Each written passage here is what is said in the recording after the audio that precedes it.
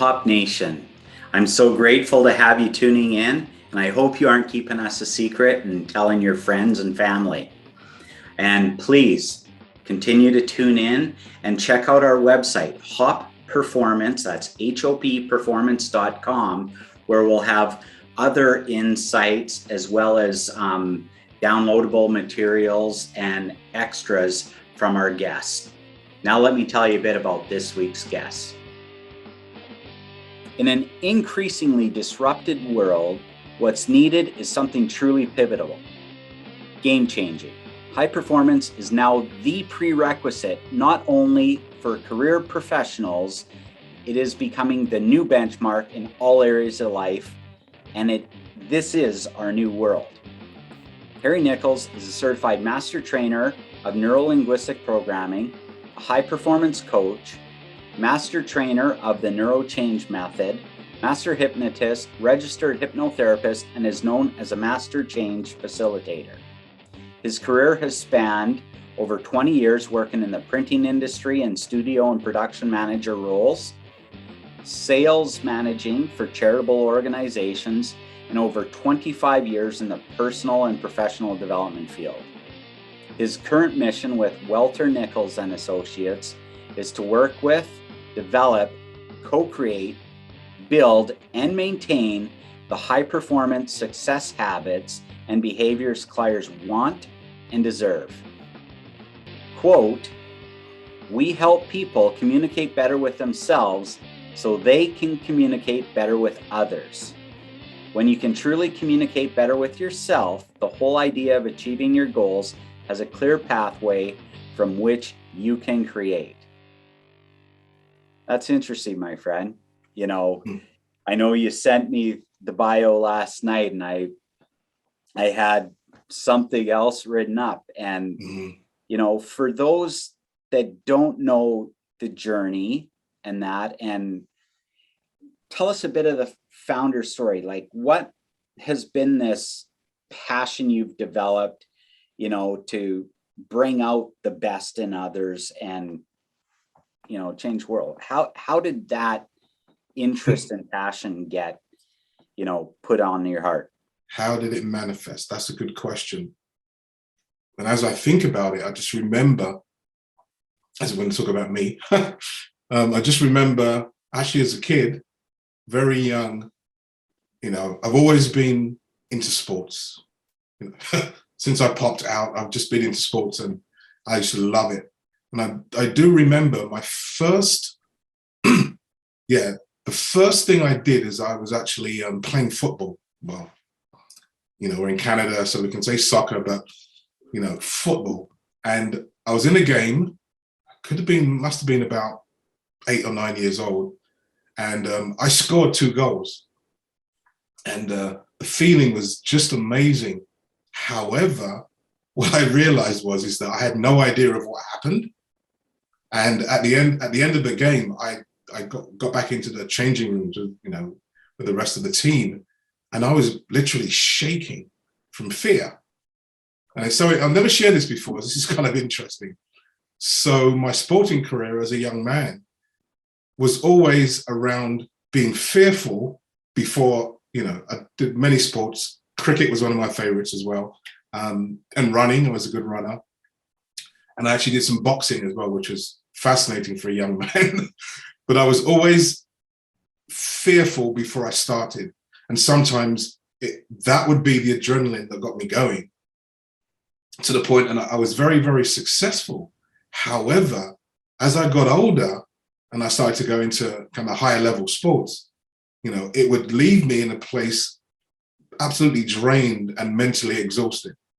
And from that moment, I decided that I love the high performance, yet I had to find another way of motivating myself. So yeah, that's kind of the root of where that came from. Also, when I left school at 16, I went into the printing industry. And for anybody, and I'm going back a number of years now, because I'll just say right now, I'm 63 years old. So, you know, I've been around a while. And in England at the time, most trades that you went into, you became an apprentice. So this whole concept of apprenticeships for me is still amazing. And I try to instigate that inside of when I'm working with particular clients or I'm mentoring. And I like the idea of mentoring. Yeah, I look at it from the point of view as an apprentice. And so the apprenticeship in the print at the time was wonderful because basically it was wonderful to learn, but not wonderful for financially. So basically what would happen is that you'd sign an apprenticeship with an organization, and for 6 years we'd go to college, we'd work in a company, and every year we basically what would happen is we learn more and more and more. We had they were called journeymen, so we had our peers around us and they would teach us. And it was wonderful, apart from the money, as I said, because we only got a percentage. We only got a percentage of what, you know, a skilled person would get. Other than that, it was just training and learning and learning and training. And you could glean all your expertise and all the skills that you needed from these old, well, I want to say old, they were old compared to me, but very seasoned professionals, all the tricks of the trade, and it was beautiful. And I had a couple of mentors as I was moving through my apprenticeship. And the apprenticeship allowed me to learn, but also have, you know, theory, because we went to college, but also on-site learning. And that that whole idea, you know, and when I came to take my exams, I did very, very well. And I actually got out 1 year before the end of the 6-year apprenticeship, because if you had high enough marks, then you could get out. So that was really the foundation of theory and then on-site learning. Theory, and that's really become the basis of what I do. So even when I'm working with clients, yeah, we'll go through the theory, and especially these days, what do we have? You know, we have science-based, evidence-based learning and theory with on-site learning how to do it and actually just finding out how things work. And that's been the motivation for me. So I was with a client the other day and on a therapeutic situation, and you know, they were telling me about, you know, something they were afraid of. And I basically said, you know, I'm the kind of person who, if somebody goes, oh, this is terrible, I go, that's great. Which usually for some people, they kind of go, hey, are you a masochist or something? And I go, no. It's great, because once we get that information out, then we can work with it. You know, and I'll say this, one of the things that still now, after all the years that I've been working with people, and I will say, I started working with people when I left my apprenticeship at 21. When I was 21, the first company I went into, I was there for 3 months, and they made me the manager, which was, it sounds really good. I say this to people and they go, wow, that's amazing. But actually for a young man, it put me into a situation that I didn't really want to be in, but I had no choice. So I had to become a manager after 3 months. And from that moment, I've been in that place. You know, so you have to separate yourself. Obviously, I employed 3 of my friends from college, and that's another story. You know, it's very difficult to have friends and suddenly you're the boss of them. So yeah, that was crazy. But getting back, and I did tell you that I like to talk. Getting back to my client, basically I say to people, you know, I don't really care.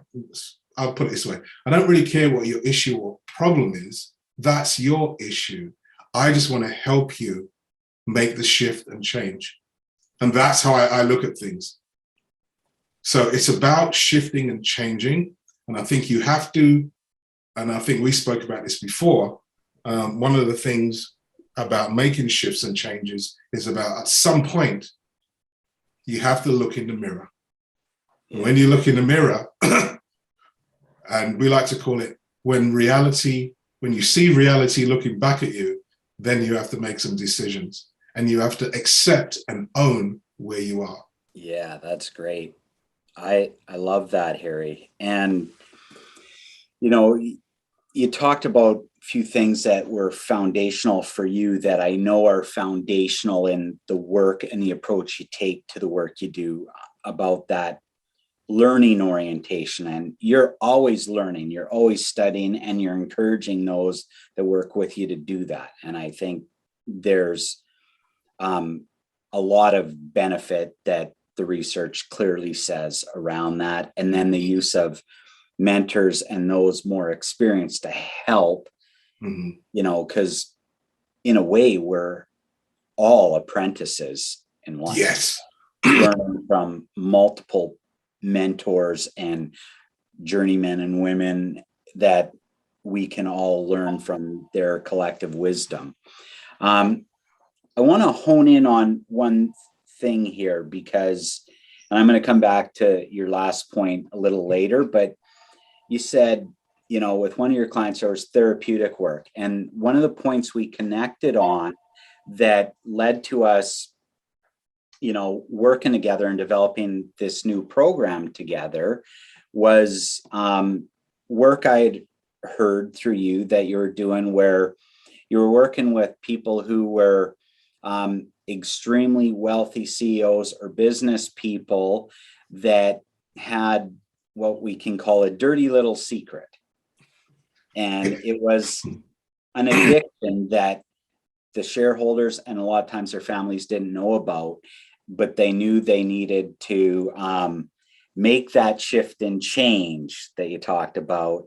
And they looked in the mirror and they needed to own it, but it couldn't be, it would bring everything down. And you were able to help take them from that addiction and being exposed and everything crumbling to literally that shift and change. And first, tell us a bit about what that is, and then I'm going to bring us around to how that connected our conversation to performance. Okay, thank you. So a couple of concepts and to realize this, and obviously this comes from me. So one of my ethos is I like things very simple. I like to simplify things, and for me, life, as much as we feel it's complex, it's really quite simple. And that's why I like the idea of just bringing things down, should we say, generalizing, and then moving from a generalization. So here's the thinking. The thinking is this, is that, number one, that there's good and there's bad.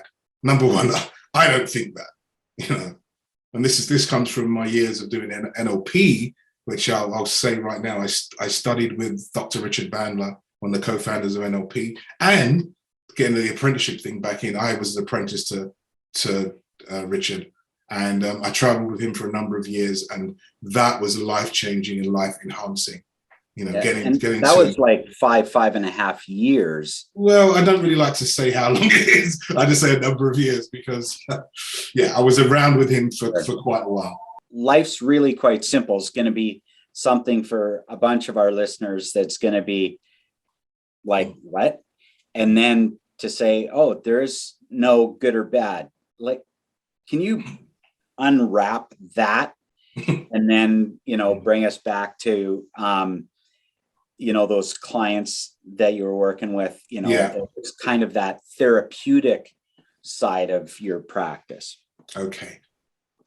So one of my ethos is that once you can bring this complex life into simplification, from there you can begin to, it's so complex. When you bring it to, when you simplify, then you can actually, you can get the 360 view from the center. The center is that's simple. This is simple. Let's bring it down. Sometimes I say it like this. Let's bring it down to the common denominator. Then we can work from there.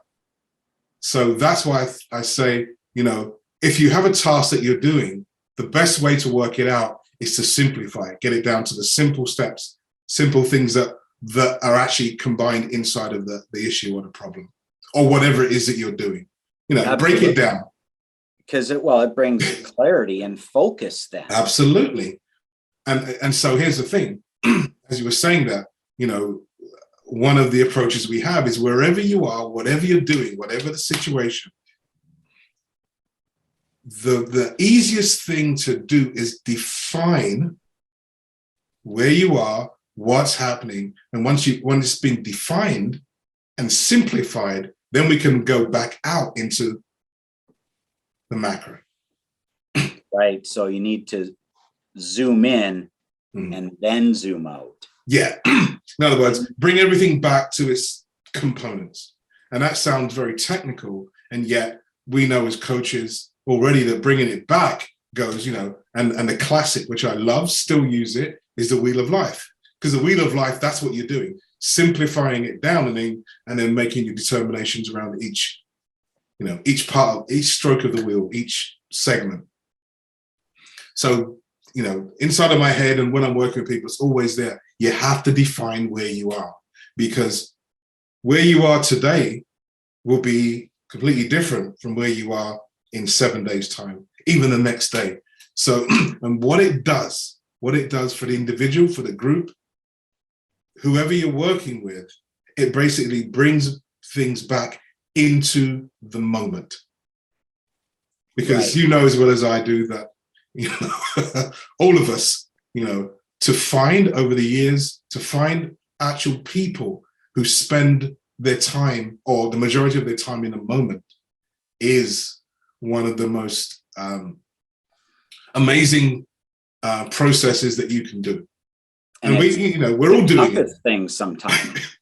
Yeah. So that definition in the moment at that time, that's where, and everything that I do is around navigation. We're always navigating. And it's about being conscious while we're navigating. And the only way you can be conscious while navigating is to know where you are in the moment. Right.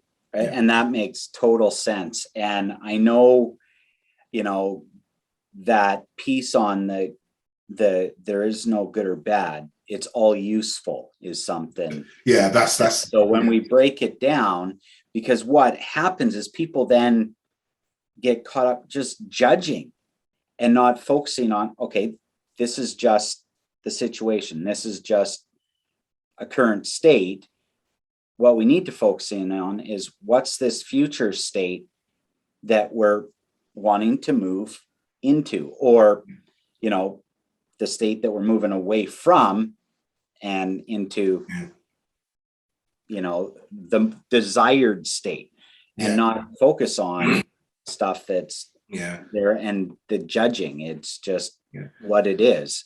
But here's the thing.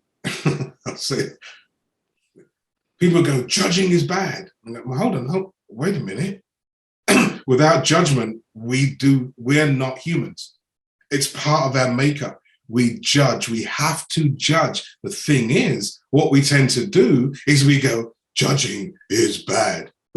As soon as we go, judging is bad, now we've taken away the options of actually getting information, because it's about gathering information. Right. And I would differentiate between discernment and judgment, because there's an attachment with judgment, I think, for a lot of people, and it's through a lens. It's through one lens, rather than, the multiple lenses that can, be viewed at whatever that state or event or situation is. And that goes back to what I was saying earlier, which is, I know we spoke before this, and we've been having discussions around different topics and areas. Here's the thing. Definition. How you define whatever's happening in your life will determine your success. It will determine how you work with it. So that was beautiful when you said, well, judgment has this attachment. Well, guess what? When you define what judgment means, then you can work with that definition. And that definition will start to move through how you approach what you're doing. And it goes back to that same thing, is that I say judgment, and like for people listening, if I say the word judgment, what does judgment mean? What's going to happen is that if we had some callers here, we go, what does judgment mean? And they would give us all their different definitions. The definitions that they give is the map that they go through, they utilize for creating what they want to create. And that's what I'm saying. So I'm saying I'm simplifying it. And even when we get down into language, which, as you know, I love language, one of my favorites is, it will determine. That's the mindset. So that definition, if we go, and I'll go back again, if it's not good, it's not bad, it's just useful. So what's useful with your definition about judgment? So my definition of judgment is it's how I determine, okay, what step to take, right? So, for instance, and we've been talking about, like sports,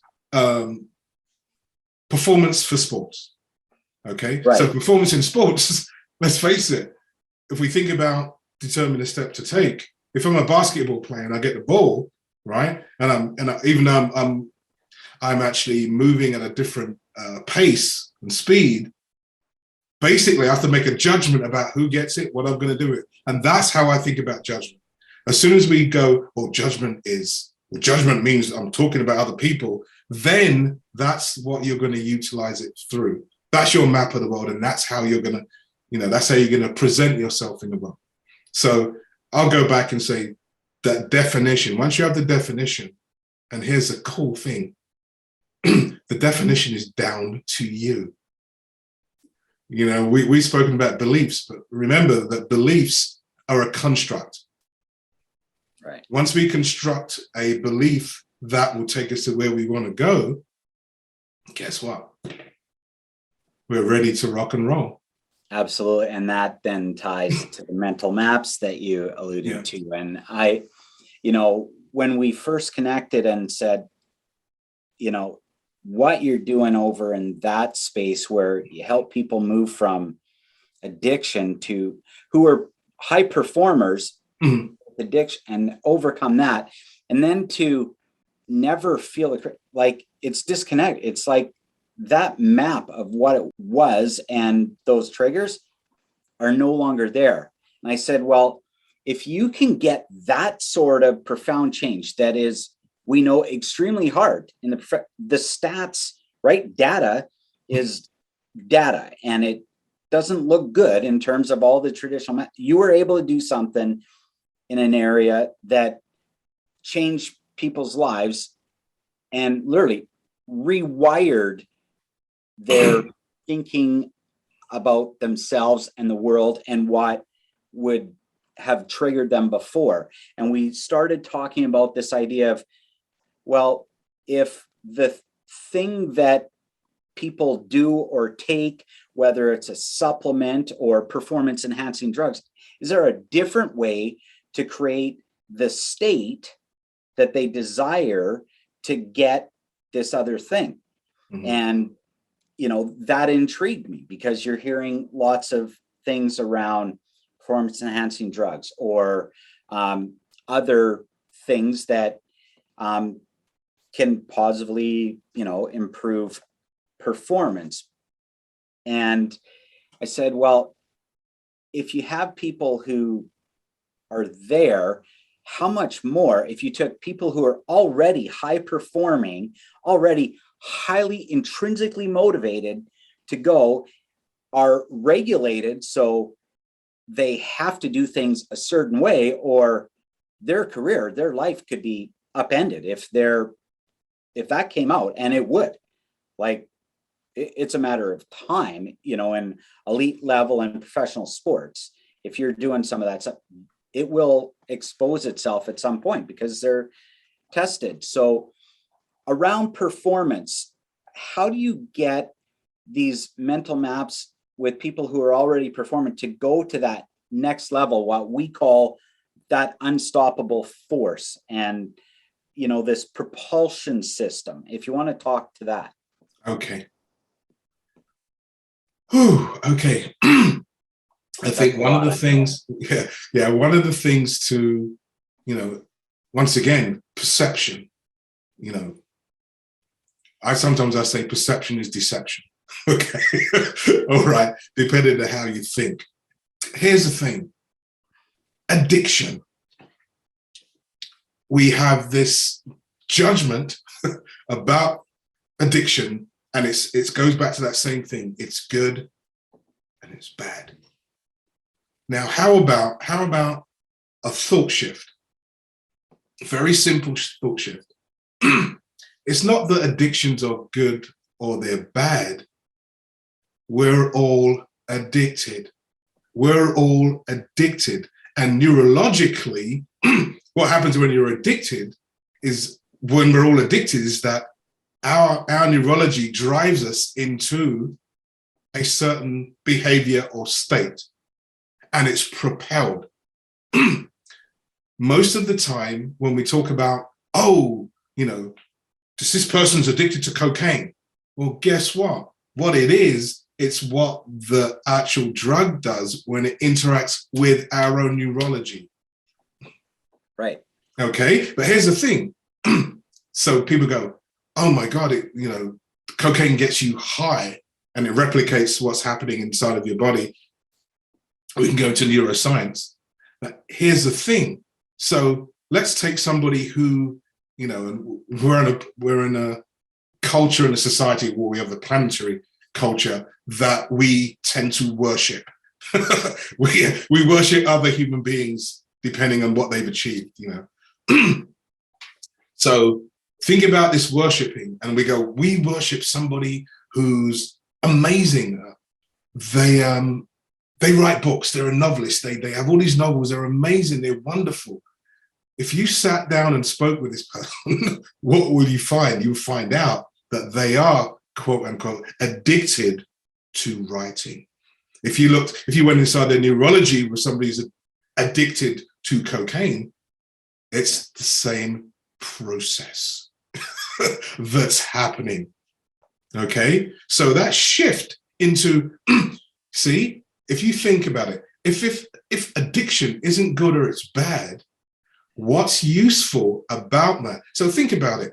Basically, I just had a thought on this, because if we called it something else yeah, that people would relate to, that I think as a generalization would refer to as a positive trait, commitment. Mm-hmm. Addiction is really a commitment to something that here's the other word. Here's the other word: driven. One of the things about NLP is you model.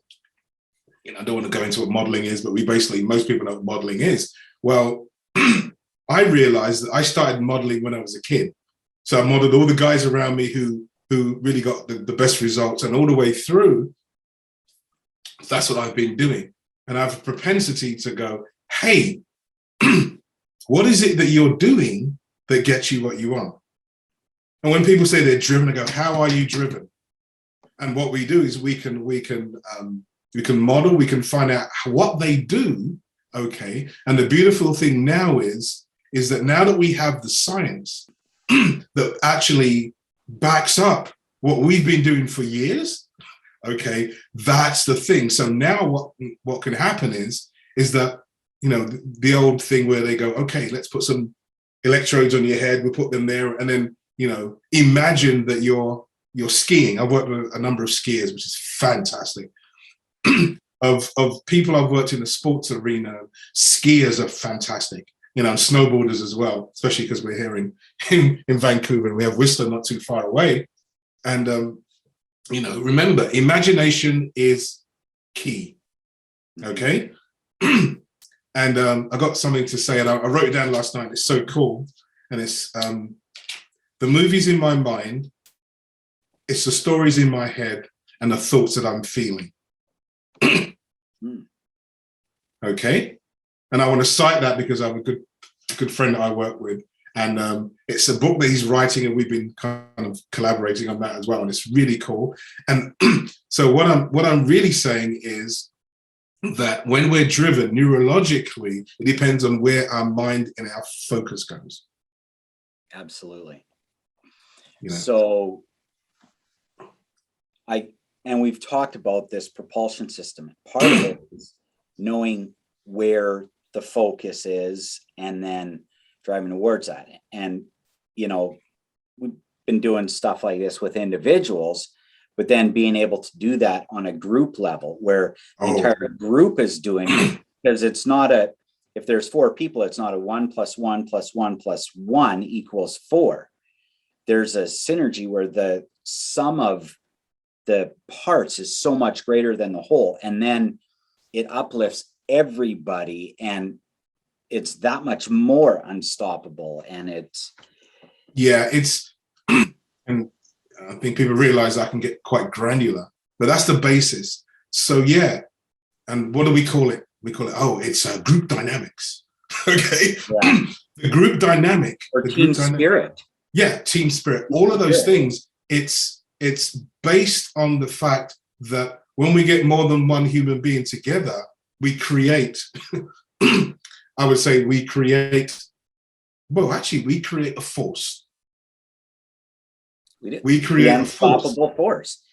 Well, no, here's the thing. When we get a group, it doesn't have to be an unstoppable force. It's a force, because you can have a group. If we go to sports, who's achieving really well, who's doing really well, and any sport, who's at top of the league, who's at the bottom of the league. Okay, they're all forces, but what is it? Where are they going? And what is driving? I won't say addictions, but what is driving that force? And that's where we have beliefs, values, goals, mindset, all of these things that all of us, anybody who's listening as a coach, already know. So we already know these are the parts. Okay, what we're talking about doing is unifying those parts in a cohesive way for a purpose. Right. And then backing it with clear definition, data, and evidence that aligns and creates cognitive congruence.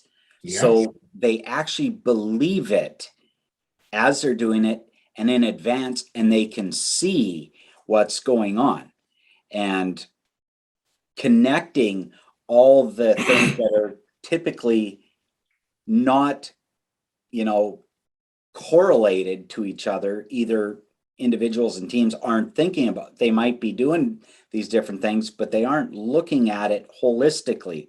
And I know the big thing for you and I is to look at everything holistically. And, with sports or corporations, right?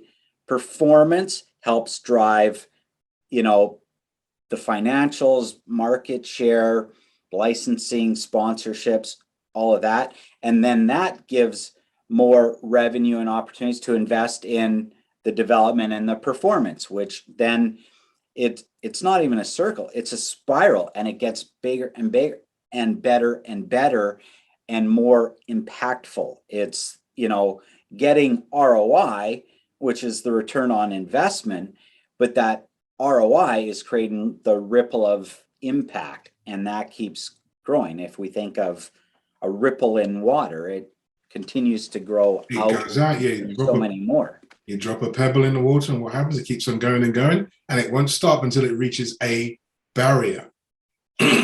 Or its destination. Yeah, and when it reaches a barrier, what we're saying is that we just now take all that information and keep moving in the direction that we want. We take all the information from that point, that defined point of where we are, and then we start to move again and again, taking in all the data, all the information, all what's happening in every part of the system. And the system is, and when I kind of get this, the system is a propulsion. Think about it. And it's so simple. I'm going to go back, right? Everything that we do as human beings is based on propulsion. The earth moves around the sun. Everything is moving, right? And it's being propelled. The most basic, simple propulsion system that people do not recognize, and yet it's right in front of you, is yourself. Because breathing in and out is the beginning that sets everything in motion, and it keeps on moving, and that's how it's propelled. We now take that basic principle and everything that we know I've extrapolated about life and how it works and the beliefs and the values and all of those things, unify them with a direction and utilize our neurology to propel us to where we want to go. You only know where you want to go once it's defined. Absolutely. Because if it's not defined, it's like me, you know, sometimes I'll go, how did I get here? A lot of times in the conversation, you start a conversation, you're going in one direction. It happens a lot with clients. If you're not paying attention, and suddenly you're somewhere else. And then when you track back, you realize that something happened. There was some trigger that then propelled us into this place or that place. And one of the things I want to say is, if you've ever, I know we've been talking about sports, but as we saw in the beginning, this is about at every level. And the thing about high performance is life. And, you know, when you said at the beginning, we talked about, you know, the fact of the matter is that now high performance is the benchmark. It's not about, to me, used to be, well, you have coaching, you have executive, you have this, you have that, and you have high performance. You know, if you think about it, at every level, people are looking to be at their highest performance anyway. So just saying it's life, well, actually, we're always moving. Brings us back to the beginning. It's about continuous learning, growth, and development, and leveraging mentorship and wisdom of others in that journey. And I know, you know, we're limited on time here, and we're going to have more sessions, and we're going to do those thought leadership bits and that moving forward. But with the little bit of time I have left, because we're going to have part 2, 3, 4, and then talk about all the component parts, because there's a ton behind what you're saying. And, you know, a big part of this is just getting an introduction to what is the foundational principles behind the work you do and your ethos and approach to bringing out the potential and the best in others. And I want to ask you, what are maybe your top 3 success principles that you like to incorporate in your life to stay at the top of your game? Wow. That's a good question. I think I have to go back to day in, day out. I'm gonna do it from the place of I am. So we call it from the place of identity. I am fearless. It's a choice to be fearless. Okay. That leads on to, I always have a choice in how I'm being in the world. That's fantastic. I always apply, you know, and this comes from, you know, I've studied a lot of things.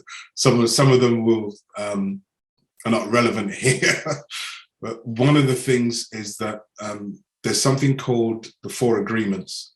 And it's interesting you say about success principles, but success principles to me are really the drivers of, you know, your behavior.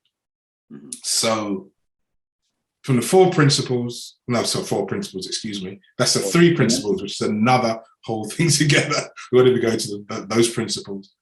From the 4 agreements, always do your best. So I always do my best no matter how I feel. And I'll say another thing, a success principle, is that I never beat myself up.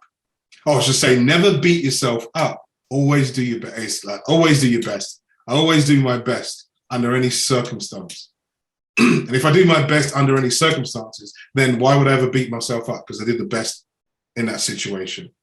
That kind of works for me. Fearless is one, because, you know, we like that idea, or we've heard that idea is, you know, false evidence appearing real, you know, or false expectations, fear. I like that acronym. I use it a lot. Fear is a construct. It's a construct. I could go on. That's probably more than 3. But always doing your best. And I'm going to go back to the thing. I love these, be impeccable with your word. I love that. Just like be impeccable with your word, because our words drive our behavior. Whatever you say, people say it, when you say it, you're going to do it. You're actually setting off something, you're setting off in motion some of your behavior. And what was another one? There's another one. Actually, I was in with some client, actually teaching. Well, I'll tell you what, Harry, I want you to hold it, because I'm going to ask this again, because I know there's more of the 4 agreements that come into your belief system, as well as some other principles. And, the nenext time we do this. Okay. Yeah. I'll probably think about them. Yeah. Because I know you have something to go to now. And so do I. I want to thank you so much. Thank you so much, Harry. Thank you, Hawk Nation, for tuning in this week for another wonderful episode.